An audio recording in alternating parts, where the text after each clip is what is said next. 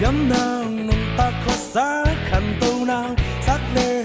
khăn ngà kịp thế thang dấu xuân ta về quay mừng quay gầm mừng tôn tôn á ít từng dòng thiên na dấu gầm mang nhiều thầy khang nghề thiếu nàng xiêm nàng nông ta khó xa khăn tâu nàng sắc lệ khăn ngà kịp thế thang dấu xuân ta về quay mừng quay gầm mừng tôn tôn á ít từng dòng thiên na dấu gầm mang nhiều thầy khang nghề dấu gầm in nắng hương sam hi dấu gầm in nắng hương đề hi na na na hi thấy na bằng tổ dấu gầm duyên lý dấu gầm in nắng hương sam hi dấu gầm in nắng hương đề hi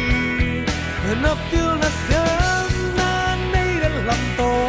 dấu gầm duyên lý lo mô dấu gầm in nông sam hi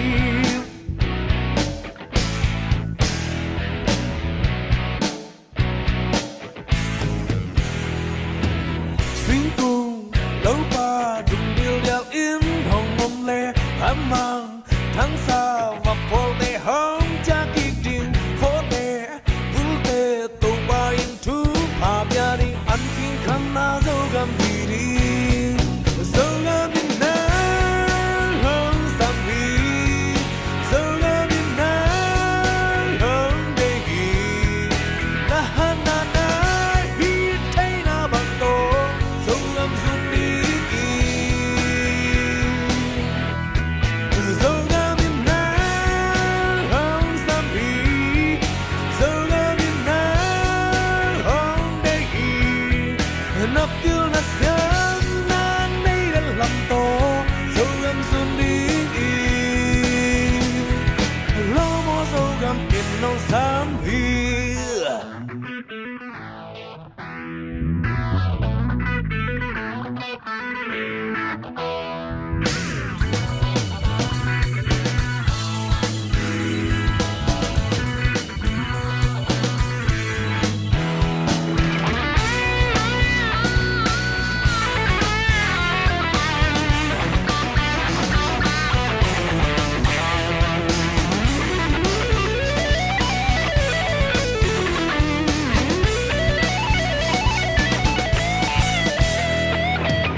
dấu gầm á đi hụt hạt coi khé khát khá yên đi thề xếp thề khát tết to má băng khom lệ hóa sổ lâu yên dấu gầm mong phá lùn đinh áp chân na dấu gầm nung ngon kỳ đi